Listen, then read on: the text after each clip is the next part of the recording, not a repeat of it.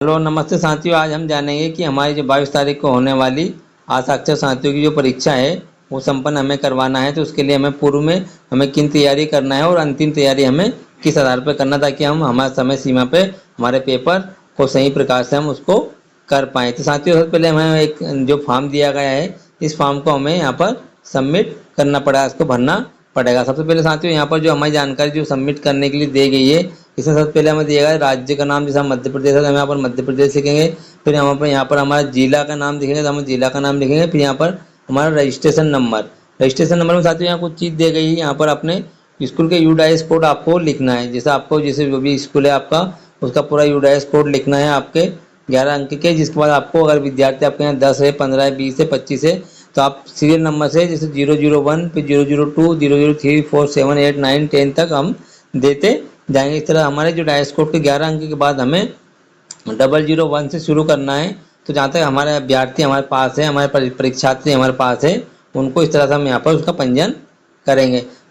और यह भी दिया मूल्यांकन की तारीख, जिस तारीख को हम टेस्ट कराए, जैसे हम 22 तारीख को हमारा पेपर है तो हम 22/9/2024 यहाँ पर अंकित करेंगे, लिखेंगे हमारा डाटा को यहाँ पर हमारा मूल्यांकन फॉर्म में, उसको इस तरह से ऐड करेंगे। जिसके बाद साथियों यहाँ पर दिया गया है अभ्यर्थी का नाम अंग्रेजी में, क्योंकि हमें पोर्टल पे भी उसका नाम अंग्रेजी में भरना है। तो हम यहाँ पर अभ्यर्थी का पूरा नाम अंग्रेजी में कैपिटल अक्षरों में लिखेंगे। फिर उसका पति पिता का नाम यहाँ पर लिखेंगे अंग्रेजी में कैपिटल में। फिर उसकी माता का नाम लिखेंगे। जिसके बाद उसकी वैवाहिक स्थिति, जैसा वो मेरिड या अनमेरिड, वो लिखेंगे। इसके बाद उसकी आयु और उसकी जन्मतिथि के आधार पर हम उसकी आयु को निकालेंगे। इसके बाद उसका मेल फीमेल भर लेंगे। दिव्यांग हो तो यह सिलेक्ट करेंगे। दिव्यांग के प्रकार, कौन से प्रकार का दिव्यांग है। इसके बाद उसकी कैटेगरी SC ST OBC सामान्य, जो भी कैटेगरी हो उसी कैटेगरी को हम यहाँ पर हमारे फॉर्म के अंदर लिखेंगे। हमारे अभ्यर्थी का हम यहाँ पर मोबाइल नंबर लिखेंगे, पूरा मोबाइल नंबर लिखेंगे। बाद उसका आधार नंबर लिखेंगे। आधार नंबर लिखने के बाद उसका मूल्यांकन केंद्र का पूरा हमारा पता, जैसे हमारे स्कूल में हम करा रहे थे हम लिखेंगे शासकीय माध्यमिक, शासकीय हाई स्कूल, शासकीय प्राथमिक शाला, जो भी कुछ इस तरह से पूरा फॉर्म को हम सबमिट करेंगे। और सबमिट करने के बाद हमारी यहाँ पर उसका हो सके और संभव हो सके तो हम उसका फ़ोटो भी यहाँ पर चिपका के रखें या फ़ोटो उसका ऐड करेंगे। साथ ही ये हमारे एक मूल्यांकन की फर्स्ट प्रोसेस कंप्लीट करेंगे।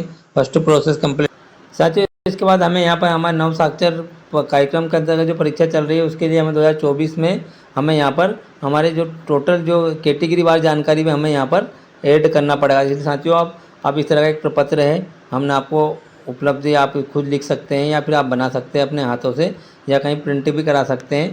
तो साथियों, आप यहाँ पर सरल क्रमांक लिखेंगे अपने अक्षर साथी कितने आपके पास 1 2 3 4 जो भी उनका सरल क्रमांक लिखेंगे। फिर अपनी संस्था का नाम लिखेंगे। संस्था का नाम लिखने के बाद साथियों आपको यहाँ पर अपनी शाला का डाइस कोड लिखना है। जिसके बाद आप यहाँ पर अपने डाइस कोड लिखेंगे। और जिसके बाद आपको यहाँ कैटेगरी वार आपके पास कितनी महिला है, टोटल महिला, टोटल पुरुष और तृतीय लिंग अगर आपके पास सम्मिलित है तो आप उनको तीनों लिंगों के बारे में यहाँ पर आप लिखेंगे। जिसके बाद आप कैटेगरी वाई लिखेंगे। कैटेगरी वाई में आपको तीनों लिंग की एंट्री करना, महिला, पुरुष और तृतीय लिंग। यहाँ पर रहता है भी ST में भी महिला, पुरुष, तृतीय लिंग।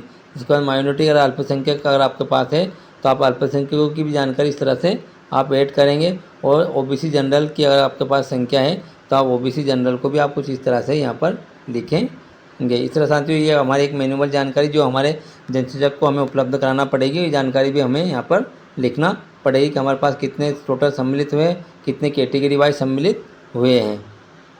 साथियों, इसके बाद हमें परीक्षा साथियों इसके बाद हमारे एक और प्रपत्र हमको यहाँ पर भरना पड़ेगा, कंप्लीट करना पड़ेगा हमें परीक्षार्थी के, या तो कुछ परीक्षा लेने से पहले या परीक्षा के बाद भी हम उसको भर सकते हैं। तो साथियों, हमें यहाँ पर भी एक सामान्य प्रपत्र है जिसमें हम परीक्षा केंद्र का नाम, जो हमारे स्कूल का नाम लिखेंगे, या जहाँ भी हमारा परीक्षा केंद्र है वहाँ पर उसका डाइस कोड प्लस अक्षर साथी जो हमने बनाए हैं उसका यहाँ पर लिखेंगे। और 22 तारीख को हमारा एग्जाम है तो हमें तारीख भी हमारी 22 तारीख को जो तारीख है हमारी वो यहाँ पर लिख देंगे। साथियों, इस प्रपत्र को आप अपने यहाँ पर अंग्रेजी कैपिटल अक्षरों में ही लिखें, काफ़ी कंफर्टेबल रहेगा आपके लिए। साथियों, हमें यहाँ पर पेपर 150 अंक का रहेगा, जिसमें हमें 2 पेपर हमारे इसमें पढ़ने से संबंधित रहेगा, एक लिखने से संबंधित रहेगा और एक हमारे गणित या संख्या ज्ञान से संबंधित रहेगा।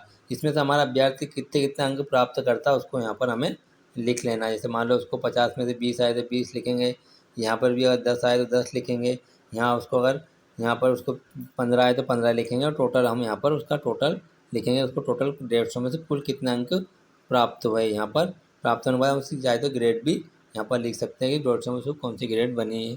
आपको ग्रेड भी लिखना तो आप लिख सकते हैं। इस तरह हम हमारे परीक्षा संपन्न होने से पूर्व तक हम यहाँ तक भर सकते हैं जाति तक, और जाति के बाद हमें काफ़ी और मूल्यांकन करने के बाद हमें काफ़ी में जो हमें अंक प्राप्त हुए वो यहाँ पर हम उसको भर के कंप्लीट करेंगे। और यहाँ पर शाला प्रमुख के साइन लिखने के बाद यहाँ पर ग्रेड भी लिखा हुआ है कि कितने में कितना ग्रेड रहेगा, ग्रेड का विभाजन भी है। आप उस हिसाब से अपना 50 में से अगर वो 25 से और 50 के बीच में लगा ये ग्रेड आएगा, और 20 से 29 में बी आएगा, और 0 से 20 में सी आएगा। इस तरह से उसका ग्रेड आप यहाँ पर आप निकाल सकते हैं, ग्रेड वाई भी। इससे साथियों हमारा मूल्यांकन हमारा करने के बाद हमें अगर हम परीक्षा भी संपन्न करा देते हैं, संपन्न कराने के बाद हमने हमारे समस्त जो प्रपत्र थे वो हमने तीनों प्रकार के प्रपत्र भर लिए हैं। हमारा पंजीयन के बाद हमने उसकी सामान्य जानकारी और उसके परीक्षा के परिणाम के संबंध में जानकारी, तीनों जानकारी हमारे द्वारा कंप्लीट कर ली गई है। अब साथ ही अब हमें उसकी ऑनलाइन पोर्टल पर प्रविष्टियाँ करनी। तो ऑनलाइन मोबाइल किसी ब्राउजर में जाएगा और राज्य शिक्षा केंद्र RS के पोर्टल सर्च की जगह, जैसे आप RS के पोर्टल सर्च करते हैं साथियों, आपको यहाँ पर आपका यूनिकोड और आपका डेट ऑफ बर्थ और सेम कैप्चर आपको यहाँ पर फिल करना है। जैसे आप सेम कैप्चर यहाँ पर लिखेंगे, लिखने के बाद आपको यहाँ पर लॉगिंग वाले ऑप्शन को प्रेस करना है। प्रेस करने के बाद साथियों आपके सामने यहाँ पर जो NILP जो ऑप्शन लिखा है, इस वाले ऑप्शन को आप जैसे ही प्रेस करेंगे तो यहाँ पर आपके सामने कुछ स्टेटस दिखेगा। अभी यहाँ पोर्टल हमारा अभी भी अपडेट नहीं हुआ, यहाँ पर अभी पुराना ही पोर्टल अभी दिख रहा। हो सकता है हमें कल सुबह तक या कल दिन में हमारा पोर्टल यहाँ पर अपडेट होने लगा, और यहाँ पर आपको कैसे एंट्री करना है इसकी विस्तृत जानकारी हमारा नेक्स्ट वीडियो में आपको प्राप्त होगी। जैसे ही पोर्टल अपडेट होता है और पोर्टल में एंट्री वाला ऑप्शन आता है, इस तरह से आपको वहाँ पर करना है। इस तरह साथियों आप अपने 22 तारीख को होने वाली साक्षरता परीक्षा में आप सम्मिलित विद्यार्थियों की जानकारी इस तरह भरें ताकि आपको आपका कार्य आप समय सीमा पे कर सके, क्योंकि इसके अंदर हमें वीडियो आपको कैसे क्या प्रोसेस करना है इसकी संपूर्ण जानकारी हमारे नेक्स्ट वीडियो में आपको मिलने वाली है। साथियों मिलते हैं नए वीडियो में, इसलिए साथियों आपको जब तक मेरा वीडियो पसंद आए तो वीडियो को लाइक करें, मेरे चैनल को सब्सक्राइब करें और वीडियो को अधिक से अधिक साथियों तक शेयर करें ताकि वो भी अपनी तैयारी आसानी से कर सकें। मिलते हैं साथियों नए वीडियो में, जब तक के लिए नमस्ते, धन्यवाद।